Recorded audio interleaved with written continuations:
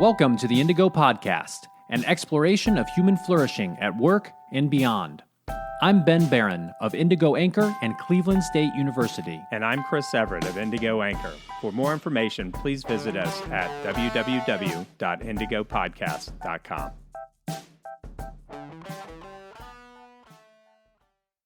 Hey, everyone. Indigo Podcast here. Just want to say thank you again to all our loyal listeners.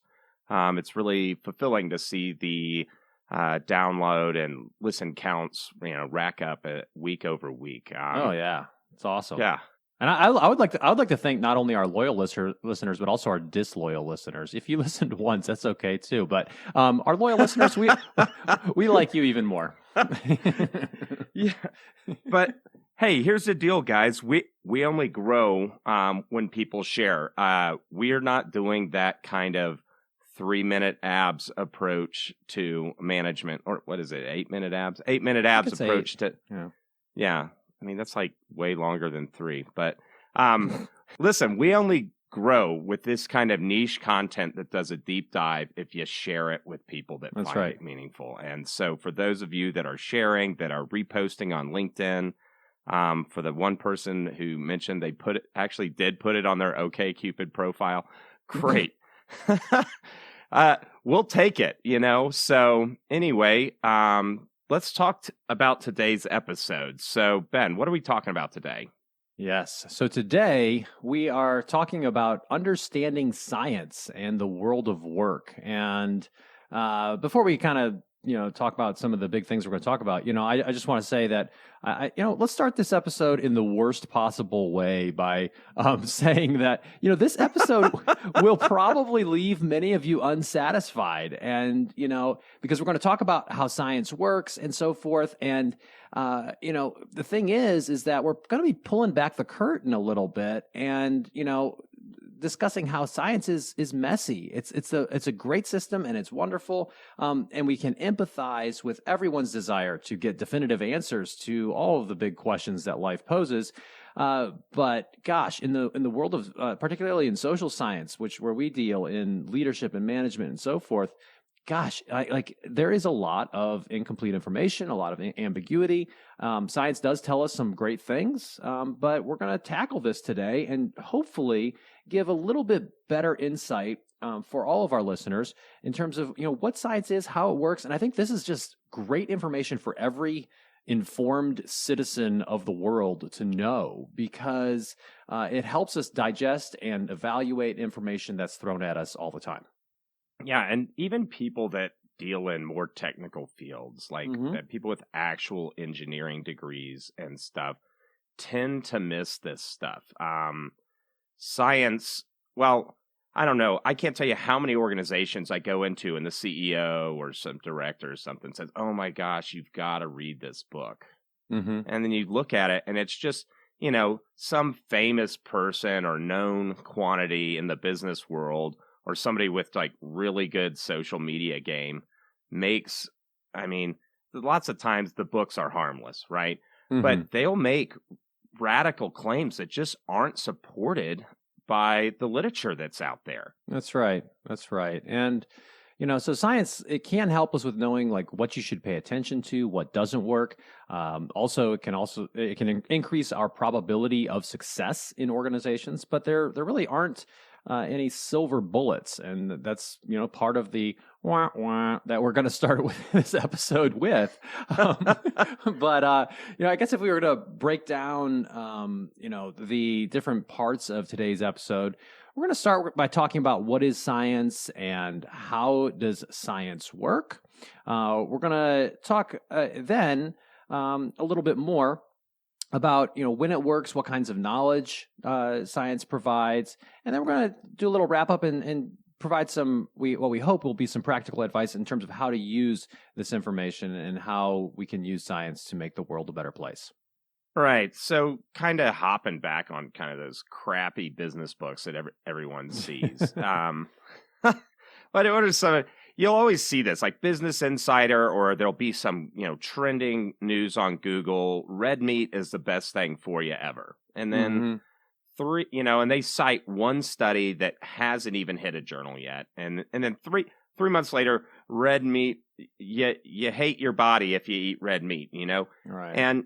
And then people, tend to have these motivated reasonings to take a single study and throw it around. So let's talk about what science actually is, Right.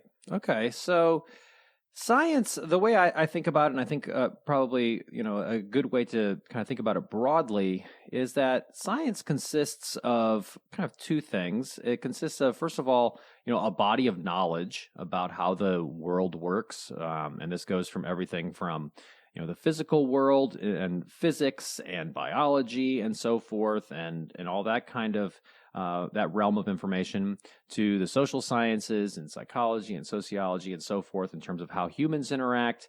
And it's this body of knowledge that we accumulate over time and that scholars over time try to build upon and correct and replicate and try to figure out in a systematic yet still fairly messy way. We try to add upon the total knowledge that exists. The second piece of kind of what science is it also refers to the process by which we produce that knowledge.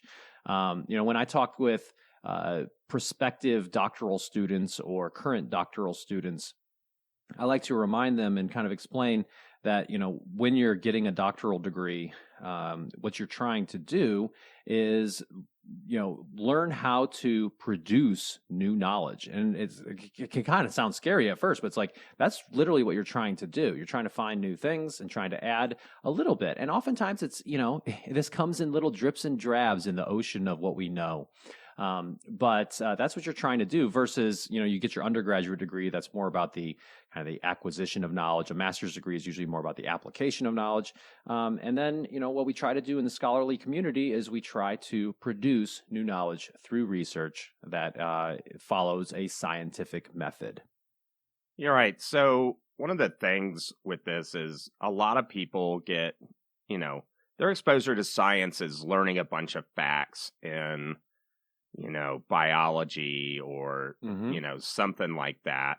Or if they're taking physics in high school or college, they're learning some equations, right? Mm-hmm. Or, maybe modeling a little bit, mathematical modeling.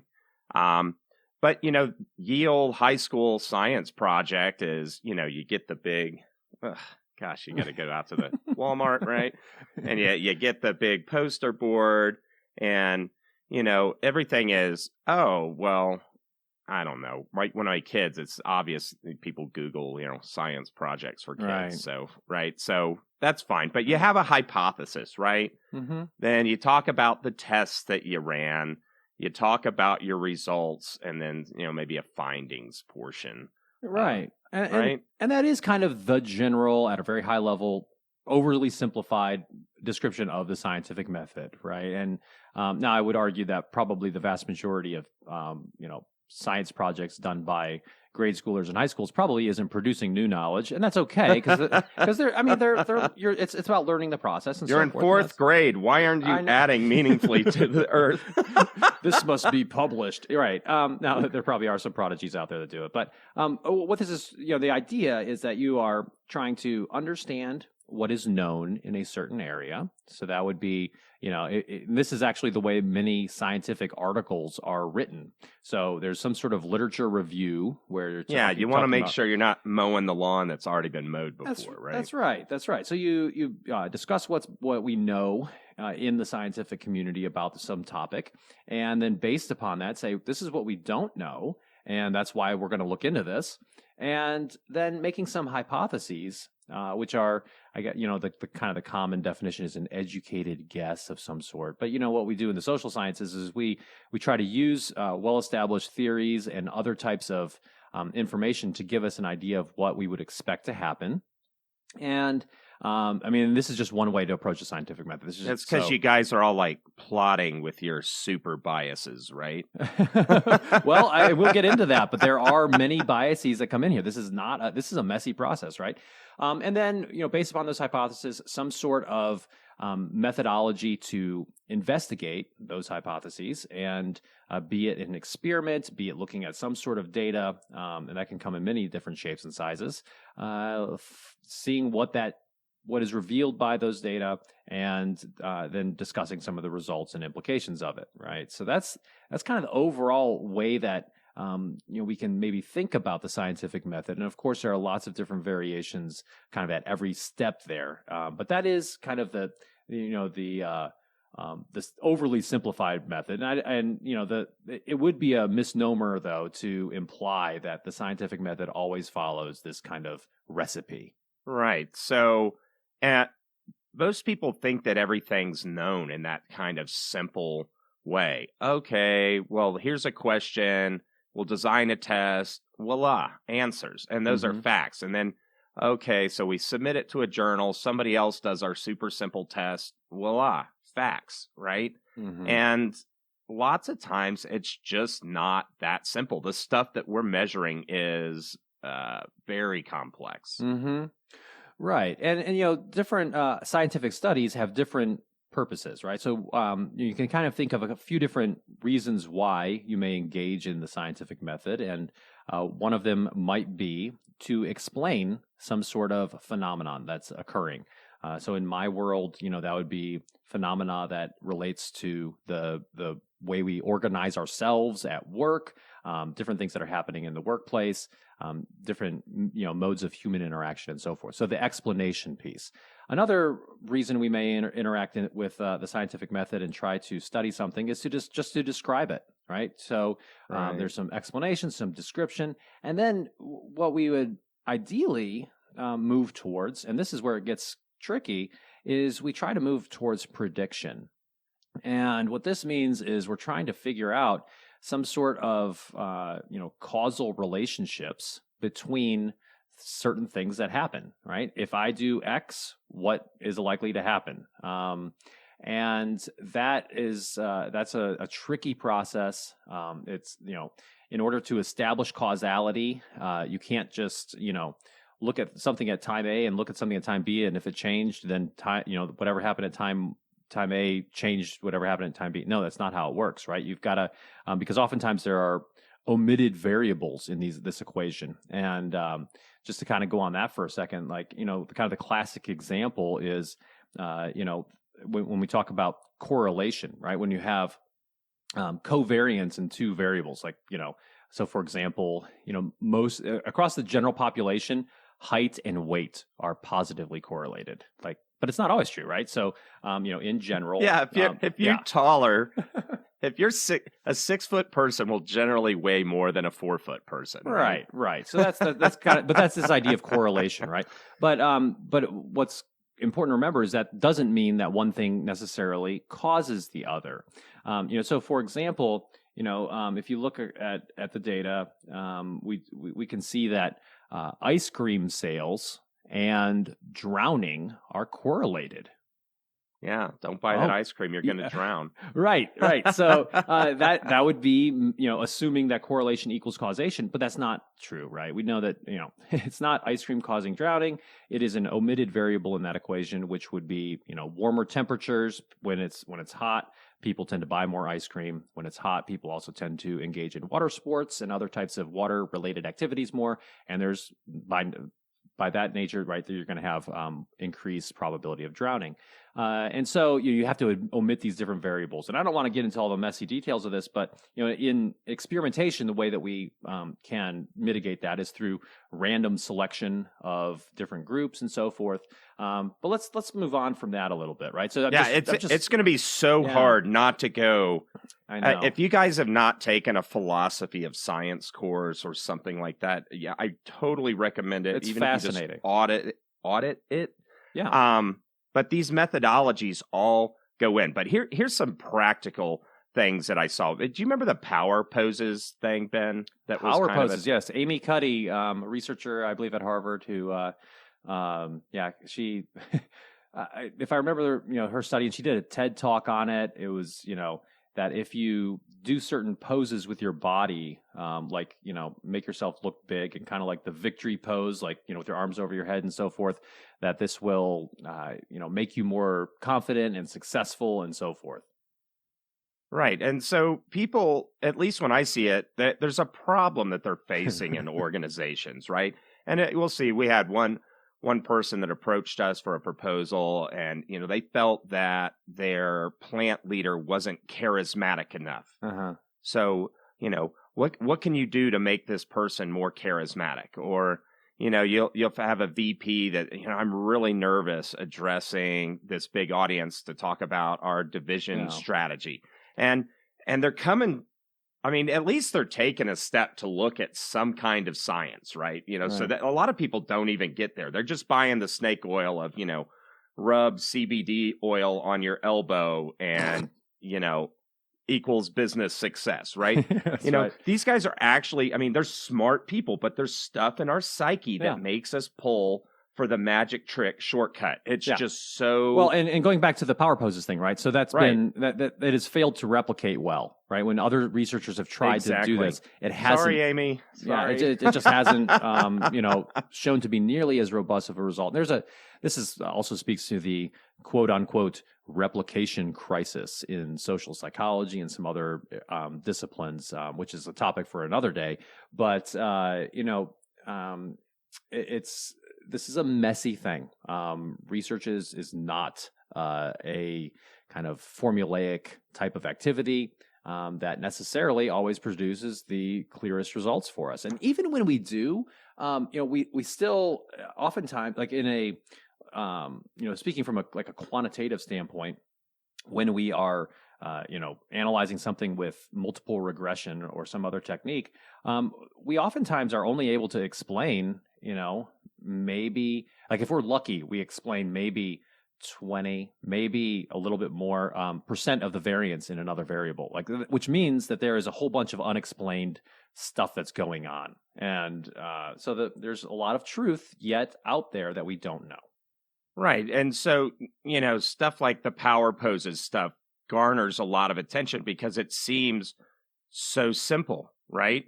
We, wave your hands above your head equals power, right? And maybe on the placebo effect, that does something for us, And if it does, then more power to you, you know. Power pose it away. Yeah. But when we start to talk about interventions for organizations, right, there is a base level of stuff that we know with a decent amount of certainty, right? Sure. But a lot of this other stuff is kind of up in the air. And that's where people can do these pop business book, pop psych book on how to do. It's almost like diet books, the Mediterranean diet, body for life. You get this like business for life, the Mediterranean business, these kinds of books come out. But we can tell when they're garbage because they might disagree with some of these foundational truths. But, Sure. But and one of those examples that I love that, I'm sure this isn't from you originally or something, but like the drunk guy looking for keys. Yeah. So this is just an example of how research is messy. And we have this, quantification bias. And this, so basically what we're trying to do in many areas of science and, from my area of social science is we're trying to observe things and we're trying to then either, explain, describe, or predict other types of phenomena based on what we observe. And, one way to think about this though, is that we, oftentimes will be lured by looking at those things that we can measure and that we can measure easily. And one way to think about this is, imagine some drunk guy. It's, the bar closes and he's out. Of course, it's a drunk guy. It only works with a guy because women are smarter than this. But there's some guy who's outside and he's stumbling around and he's looking for his keys, right? And where does he look for the keys? Well, more often than not, he's looking underneath the streetlight. And he's looking underneath the streetlight, of course, because that's where he can see.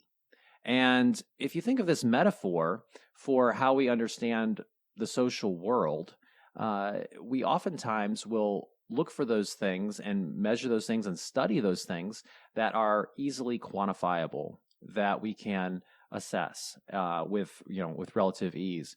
And that's problematic because, of course, the keys may be in the dark. They may be somewhere that we haven't figured out a way to measure yet, or is just so messy that we just haven't figured it out. So that's tricky, right? And that's one of the problems that we have in science, is this kind of bias towards those things that are easy to measure. And there's not a clear way around that.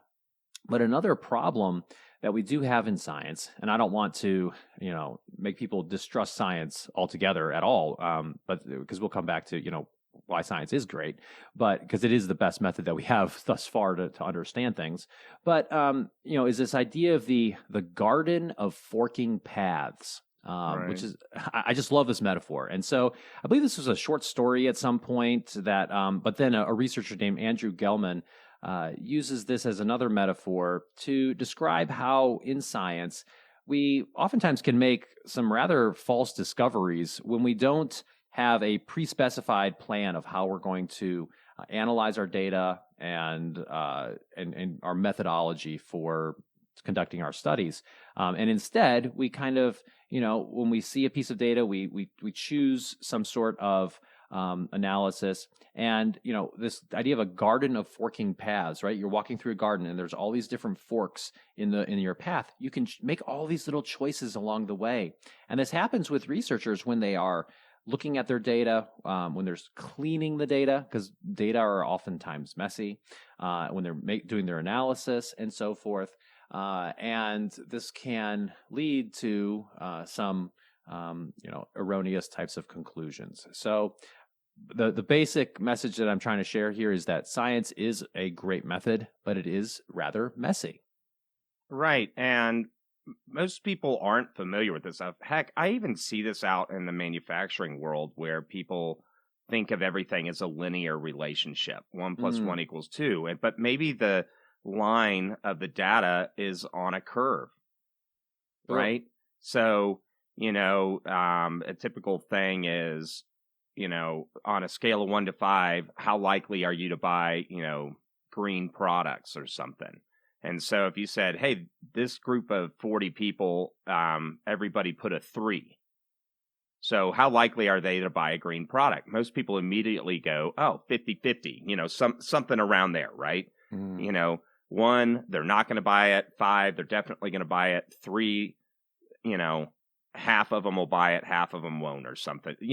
Those are the kind of responses. And it's so deceptive, because what if we find out that only people that make a 5 are the only ones that ever, buy a green product, right? If you plotted that out, that means somebody who writes a 4 is no more likelier to buy green products than a 1.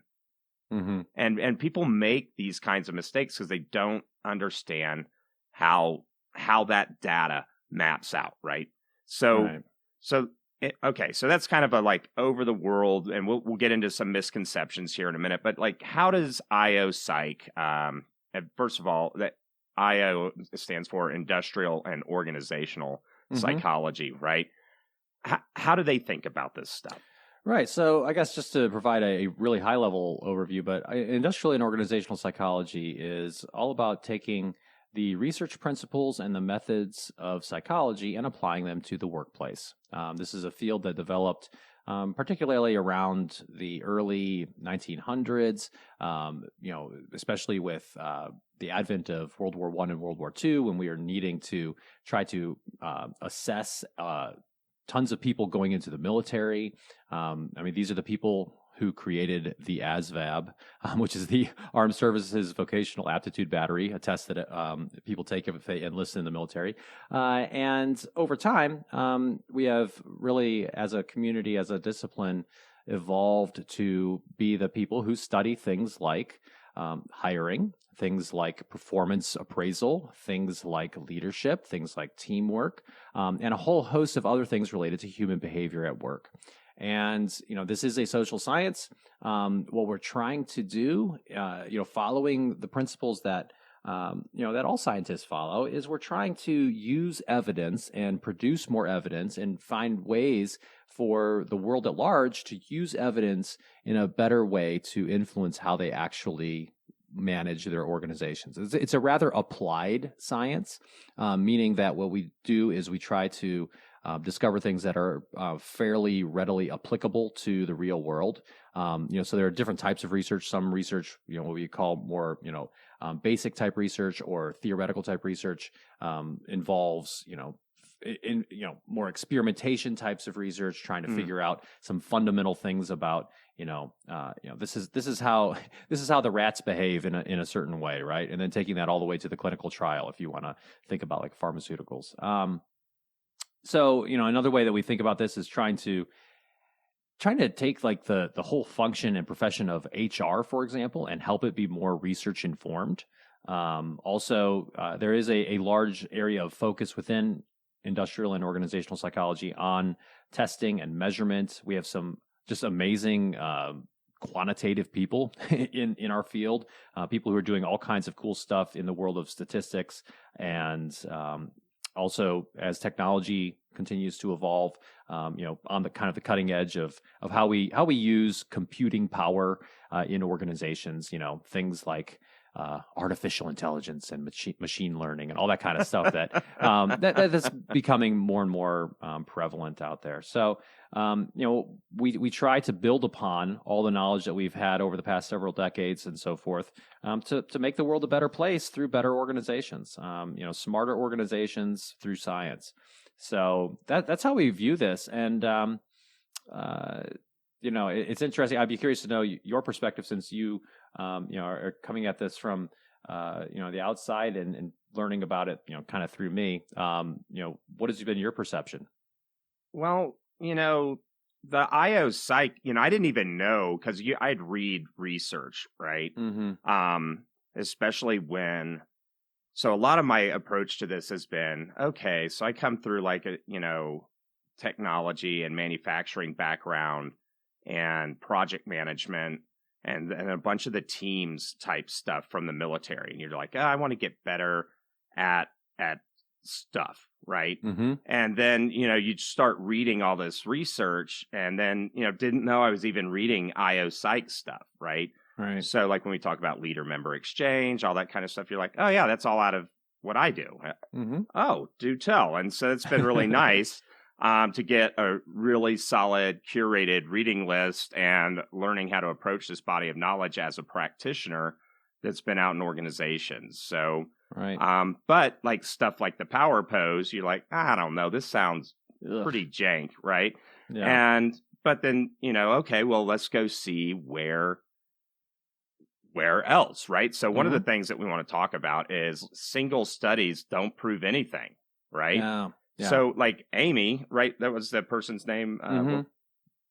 She did this research, or Dr. What's her last name? Cuddy. Yeah. Dr. Cuddy over there did that research. Great. Now we don't go throw rocks at her, right? We say, okay, this is really interesting. How are we going to validate this, right? And so generally, she published her stuff in a journal, right? Mm-hmm. And so let's talk about journals and like the literature and that kind of stuff. Right. Yeah, that's a great point. So, going back to, we talked about how, science is about this accumulating a body of knowledge about something.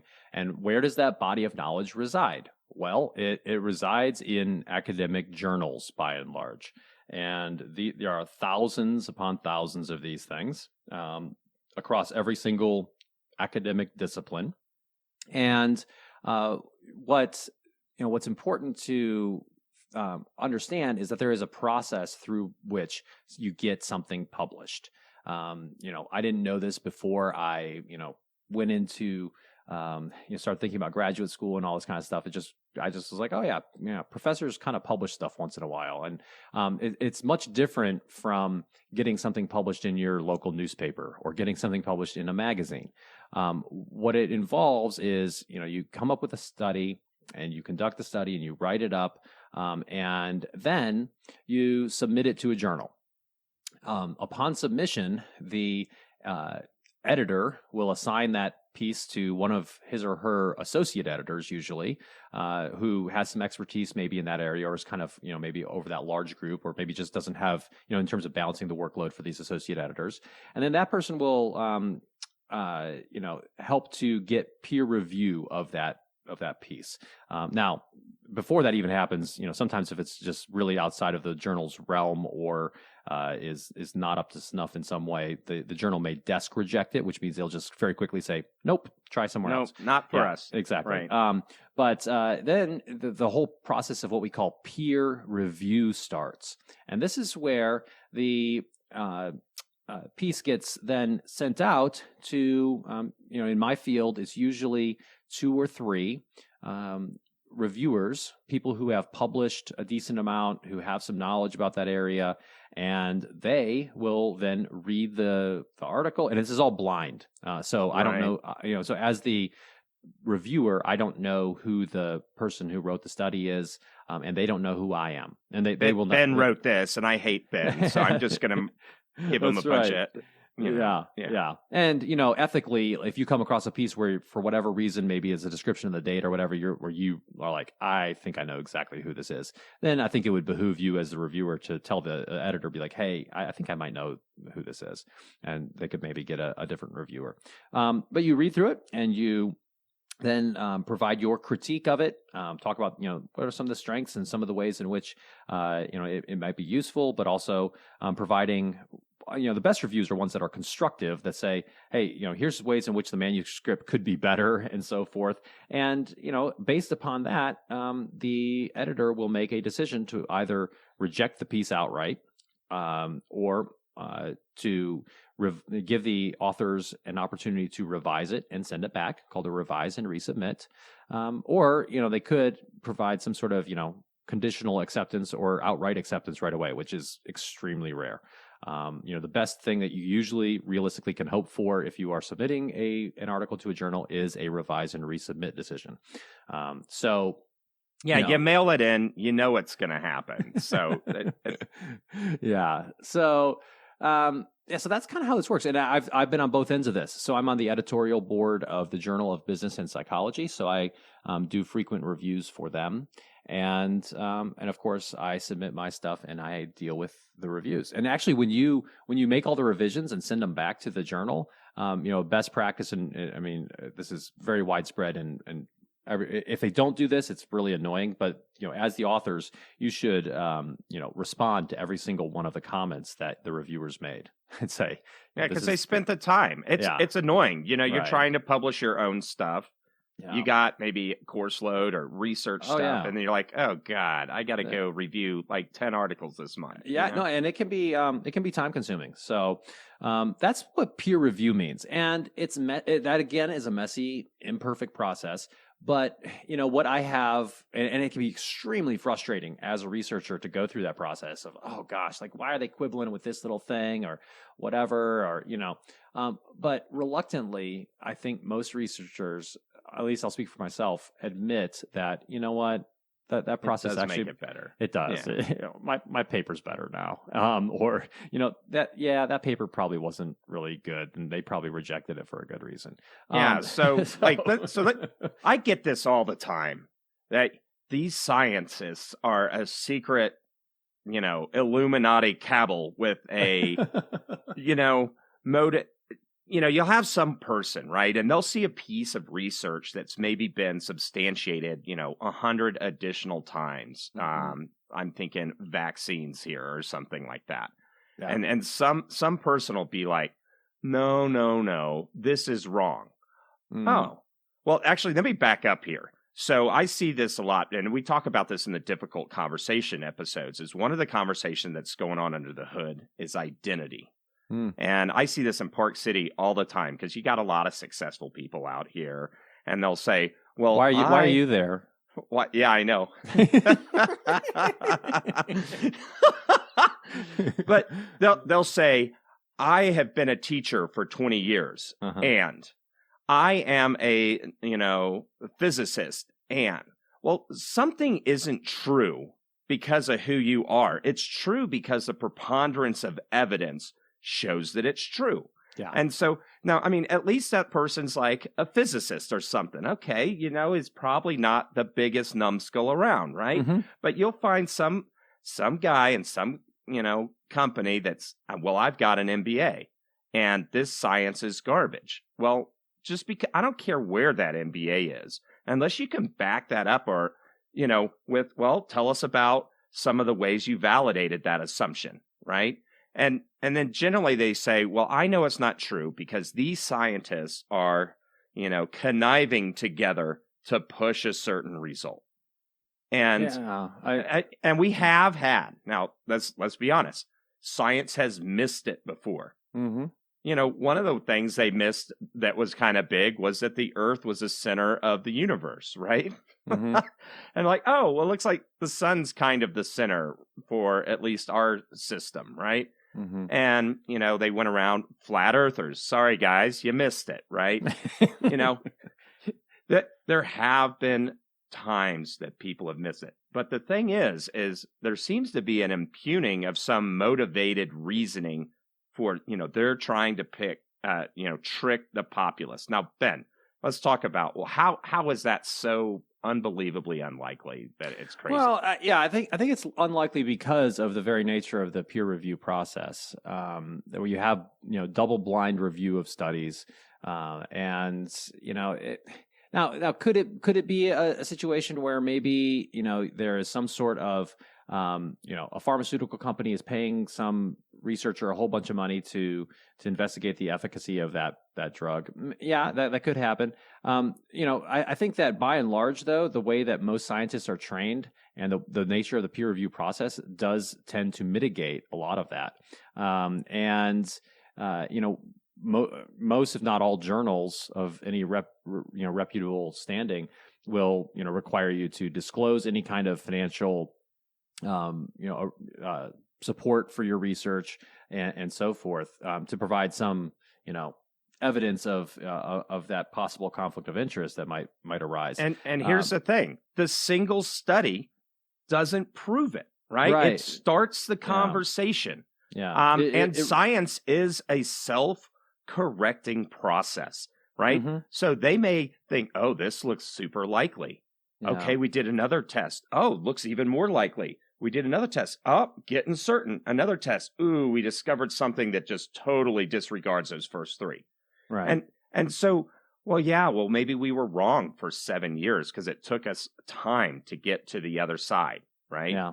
But this is a group of subject matter experts doing their best to struggle with these ideas, mm-hmm. right? And then, it's just so frustrating to see some numbskull be like, well, I am an MBA, and they provide no evidence. They cite nothing that was specifically wrong with this study. Like, I don't think their sample size was large enough, or anyway, total pet peeve that I just run into all the time. Yeah.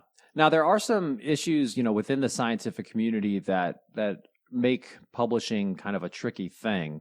Well, there are a whole bunch of things, but one is that there is a fair amount of pressure to publish. And so, in order to get tenure at, the vast majority of universities, right, you need, like, most people don't get denied tenure because of their teaching, right? It's because of their research productivity and actually getting stuff published, because that is your currency as a scientist, as a researcher. If you're in the humanities, usually it's books, those types of things. That shows that you have some gravitas and an ability to produce new knowledge.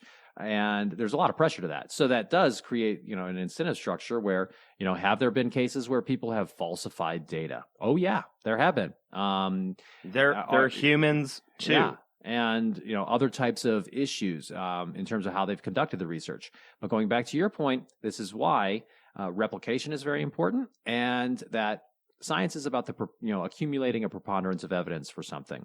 There are also a number of journals out there, academic journals, or I don't even want to call them academic journals, quasi pseudo scientific journals. Pay to publish. I'm thinking that whole racket. Yeah, we call them predatory journals, right? And these are journals where it's like, and I get these emails all the time, like the International Journal of blah blah blah blah blah blah blah, where they're like, oh, submit your research, and we have if you pay us $1,200, it'll be in there. It's like, no, like that's just garbage. And so there's, but then like it's amazing because there is some self-organization and self-correcting types of mechanisms that have emerged to combat this. So for example, some organizations have published lists of, these are predatory journals that we have noticed. And so forth. If you work for us, don't publish here. Right.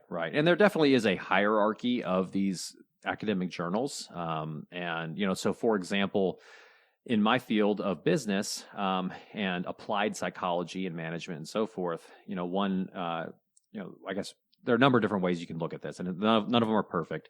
But actually, the Australian Business Deans Council, so there's this group of deans of business schools in Australia that come together and produce this list of journals, and it's actually fairly helpful. And in general, it seems to align with the better journals are the ones that they give an A rating to, and the not the ones that are Nature is a higher ranked journal than Ranger Rick, right? Ranger Rick's not even a journal. And that's so another good thing to look at is impact factor, right? Yeah. And this is how many times is a study cited by other journals, right? Yeah. So this is a journal level metric where it's like, hey, this journal has an impact factor of 2.2 or whatever. And what that means in kind of very simplified terms is that people are citing literature from that journal elsewhere. And so that provides some indication of the journal's quality. It's not perfect, but it's one of those things. Right. So all right, then let's move to some I guess we kind of already hopped into some misconceptions. What are some other? Good. And we're going to put in the show notes a list. I got this from berkeley.edu. It's actually for teachers of science to kids, but they have a pretty good list of misconceptions that people have about science. And one of the first ones is science is a collection of facts. Yeah. And, I think that's where it goes back to this idea that, science is about collecting evidence that a preponderance of evidence that can help us understand something. I think a number of these misconceptions have to do with, that science doesn't involve creativity or that it's just kind of this linear process. Definitely not true. And actually, your entire approach towards science can depend in part upon some really deep questions that we don't have time necessarily to get into today. But these questions of ontology. So, like, what is the nature of reality? And what is truth? And then what we call epistemology. How do we ascertain what truth is? Is there anything as one truth or not? And just those fundamental assumptions can really inform how you go about research. Is there? Can you quantify everything or not? Right. The observer effect. Right. Yeah. And then also, or is the world more interpretivist in nature, and we need to use.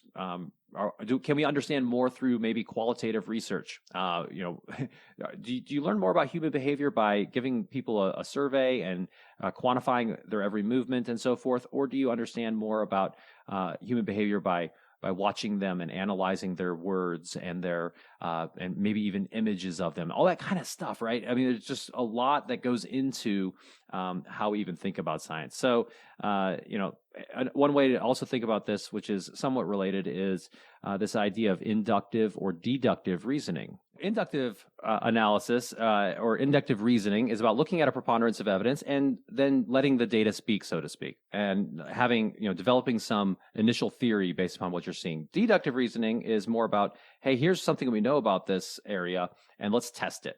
So, just another. Yeah, we'll have a list of these misconceptions and a deep dive there.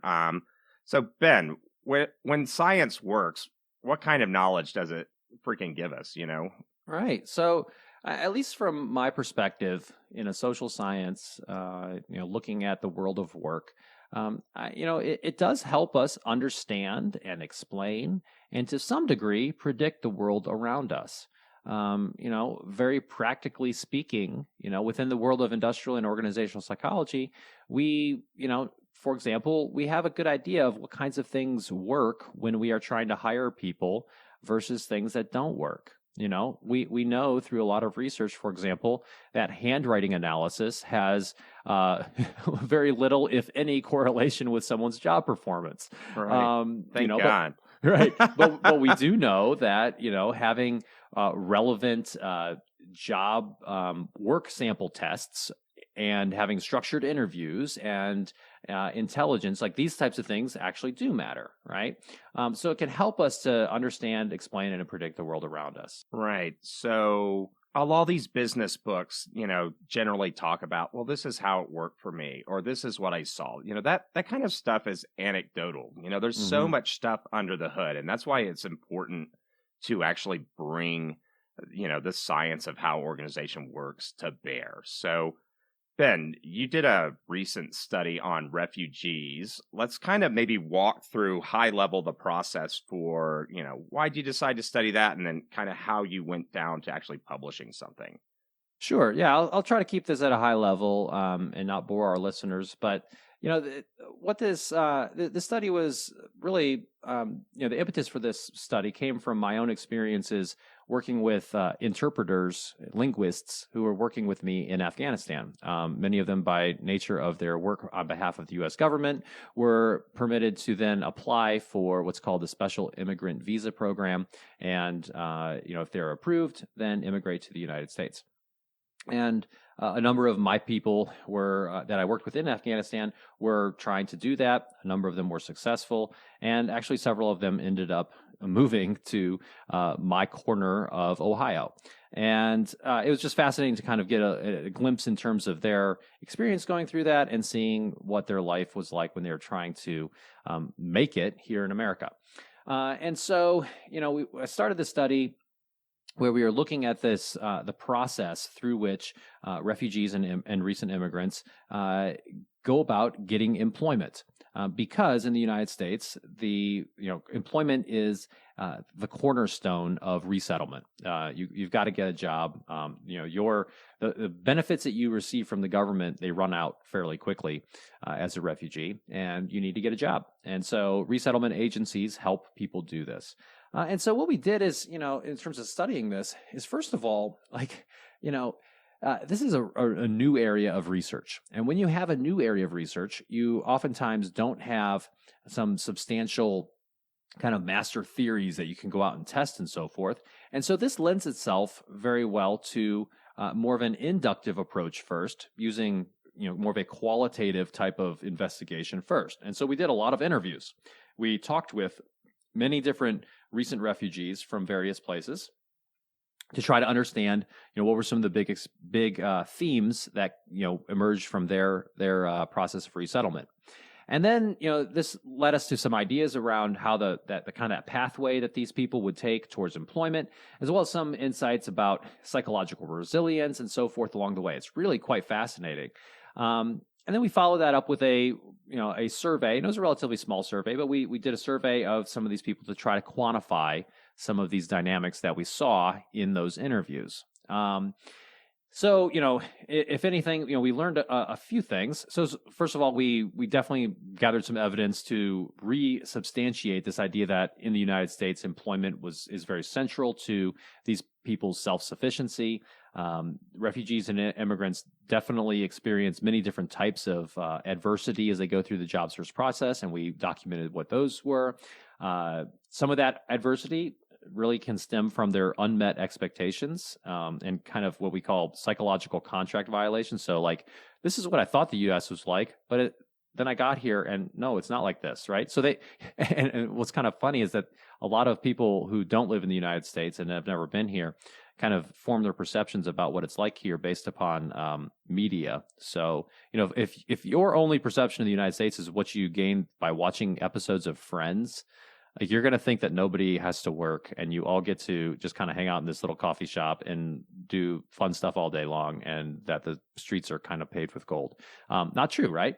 And so, we also were able to quantify some things around the ideas of underemployment and how this coincides with job dissatisfaction and disillusionment with the whole process of resettlement. So a very interesting study, but it was definitely one of these ones that's messy. We had to kind of start with this qualitative approach and then move towards trying to quantify some of these dynamics. So just as a small example, right? Right, and the important thing is this is one study, Yep. right? This starts the conversation. Other people are going to have to come in and validate maybe some of the things that you learned, right? Mm-hmm. It's a springboard for future conversation, like professional conversation, which happens in peer-reviewed journals. Right. And we'll put, if you're interested in that study on refugees, we'll put a link to that in the show notes. But that's the whole thing. So let's talk about how we're going to use this stuff, right? So with an example of, let's say that your research was the only research on refugees ever, right? And because here's the thing is we have to make decisions in the now, right? Based on, okay, Ben, you're in charge of all refugees in the United States. Okay, well, you're going to have to make some decisions that just riffs on it a little bit, right? However, you would be crazy not to have the research that exists inform your approach, right? Or at least read the daggone thing, right? Sure. Right. So, I think the some takeaways here in how you can use research to do your work better in organizations and in society, and to some degree informing public policy, right, is by consulting the research that's out there and trying to understand what do we know about this, and what are some of the things that we should be aware of. And in the case of something where maybe there's only a couple studies on it, then it's like, okay, well, here's some things that we seem to be the case. Let's maybe take these types of ideas and see how they play out in our environment, taking them with a little bit of a grain of salt, because this is not a research area that's been around for 40 years, and then use that to guide our approach. Again, there is no silver bullet in the world of leadership, in the world of management, in the world of organizations. At least not that I've found. And I think there's fairly limited probability that we'll find one. But I can empathize with real managers, because I actually manage people too in part of my life, right? So, you have to make use of what you have out there. Right. So there's all these business books out there, right? And most of them are unhelpful for really improving things. There's a difference between Who Moved My Cheese and The Surprising Science of Meetings. Right? There is. And, Who Moved My Cheese is an entertaining read that you can get through in about 30 or 40 minutes. And maybe, and maybe it starts a conversation about how you always need to, be on the lookout for change and be ready for change and stuff like that. But it's not based upon any kind of research or evidence. And contrasting that with a book like The Surprising Science of Meetings by Stephen Rogelberg, whom we will have on this podcast in the future, where he bases a lot of conclusions about how we run meetings in the workplace based upon research on it, and using that as a springboard for some implications that we can use. So there definitely is a difference. I think recognizing that difference and that difference exists is something that all of our listeners can take away from this. Be it when you're reading a self-help book, be it when you're reading some sort of business book. In all of these areas of nonfiction, I think that you can, make some sort of determination. Is this just a good story? Is this one person's experience? Or is this something that perhaps has been validated over and over and over again? And that can help to inform your approach. Now, there are some amazing people who write, this is my memoir on my life of leadership, and there might be some amazing things that you can learn from that. I'm not discounting that at all. You just need to be aware of the difference in terms of, what types of evidence are out there. Yeah, but I just want to be a little bit annoying and interject on this. Be right? Annoying. But yeah, so we go into this stuff, we'll go into these executives' office, and I, as somebody who loves to read, will see a big bookshelf over there. Mm-hmm. I'm like, oh, wow, I haven't read this one. Was it good? Actually, I haven't read any of those books. I just bought them, right? Yeah. So I don't know. It's like, I'm going to buy these bad business books and put them on there. But that being said, there's only so much time in your life. And I just don't understand why somebody would read, because you only have so much time. Why would you read a fad book or a non-evidence-based book versus a book that could actually help you improve stuff? Now, I know, because it's emotional when you're a manager and you're like, oh, no, the VP just changed. Now I have to go realign myself and show him I'm not an idiot, and you have these stresses, or, there's a reorg and you get booted and you'd just gotten your first executive role. So now you got to go validate that. I mean, right, we have all these emotional gauntlets that we've got to run. But, and that's kind of what I see a lot of these books going. And somebody reads, it's like, oh, if I do these magic things, I'll be the successful manager. My spouse will think I'm wonderful. The kids will do well in school. You're just going for snake oil, right? Mm-hmm. That being said, the disappointing, crushing, brutal truth is, like we said, there's no silver bullet here. But at least you can start your journey at where the conversation is now, rather than trying to invent the wheel on your own every day in your working life, right? Right.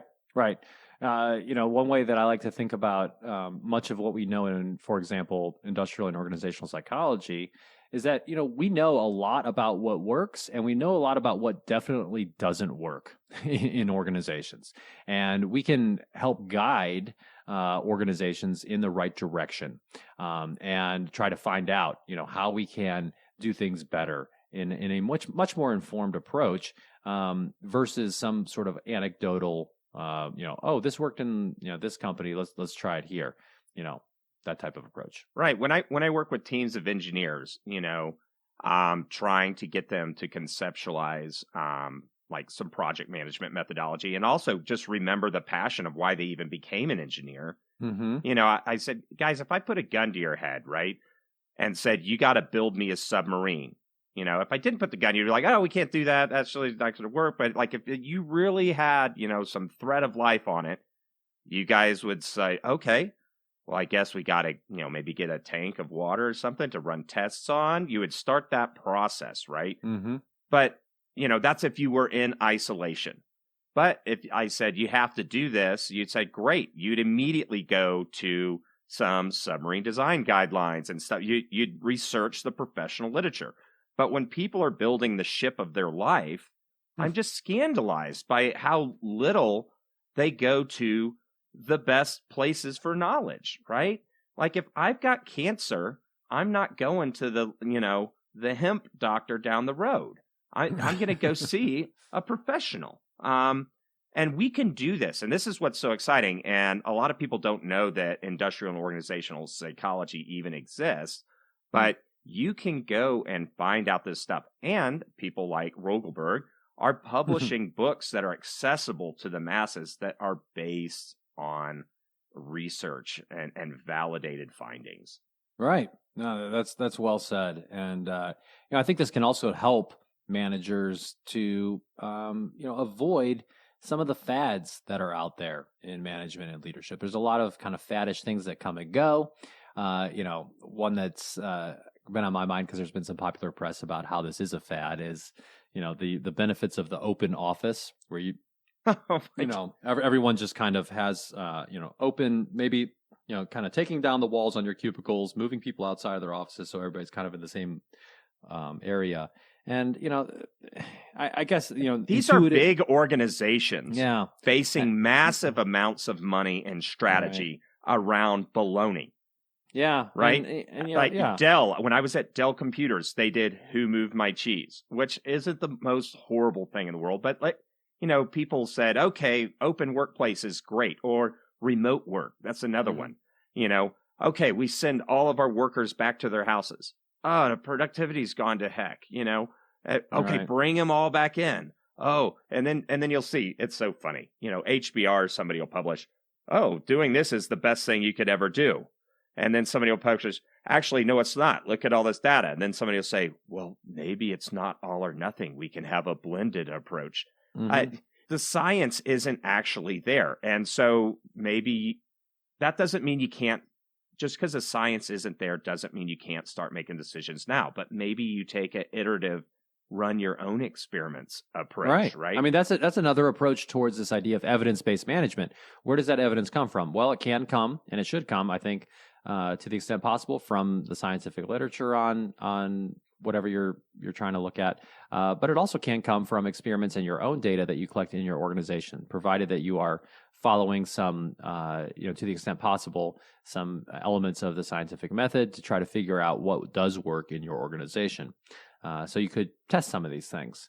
And the big idea here, I think, is that just because something works in one organization or for one leader doesn't mean it'll necessarily work, in your organization or for you, and, it is enticing and it can be interesting to read the biography or the memoir of, Jack Welch or whatever. I'm looking over at my bookshelf and, the title of it was Winning.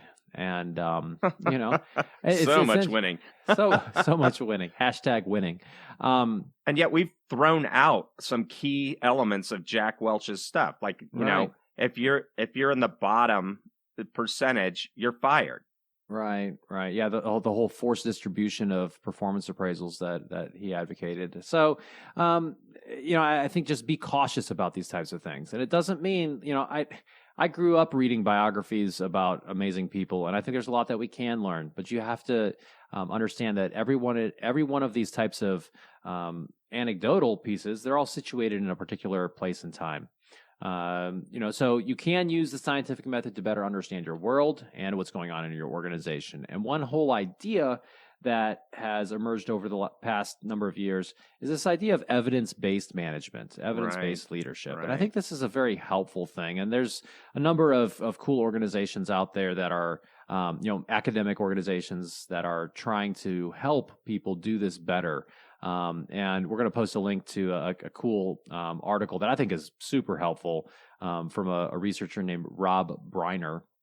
So good. Yeah, it's really good. It's called The Basics of Evidence-Based Practice.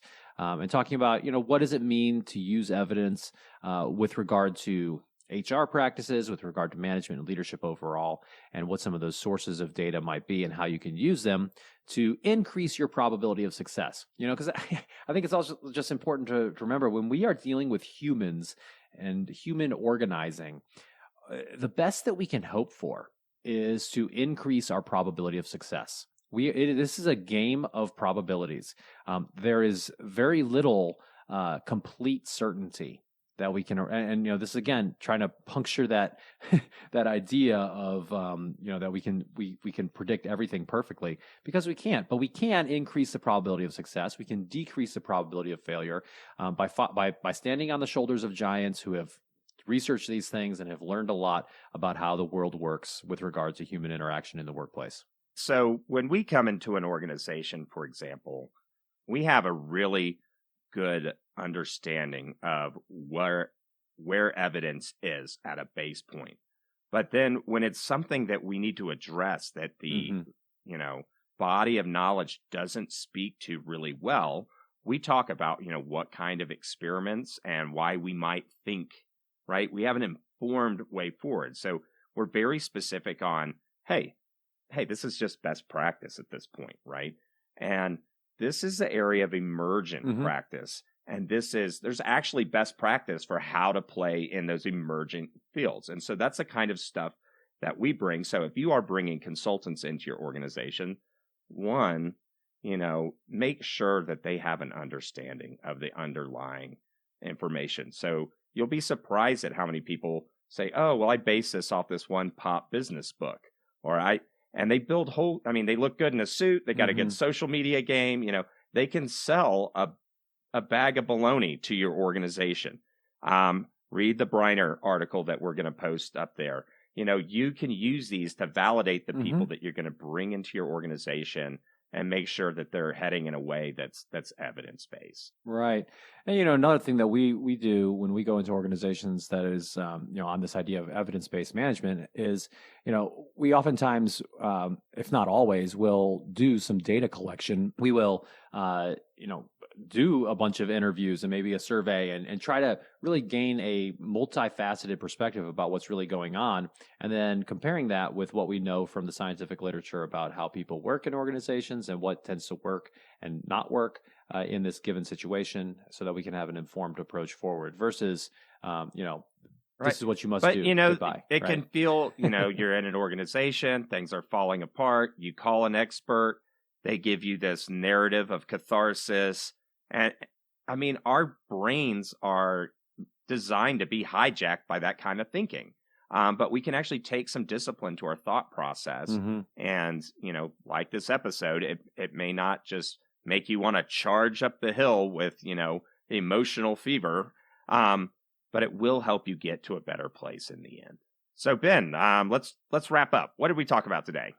Yes. So today we talked about science, and we talked about what it is, how it works to some degree. We also talked about, when it works, what kinds of knowledge science can provide to us. And then we tried to provide some practical advice and some ideas around how people can use the information that we provided today in a way to better inform their approaches towards work and life. Awesome. Thanks for listening to the Indigo podcast. If you like this podcast, please consider helping us by rating us on Apple Podcasts or wherever you listen, telling your friends about us, having us on your podcast, or mentioning us on social media. Our website is www.indigopodcast.com, where you can access more information about us and this episode. Thanks again, and we look forward to talking with you again soon.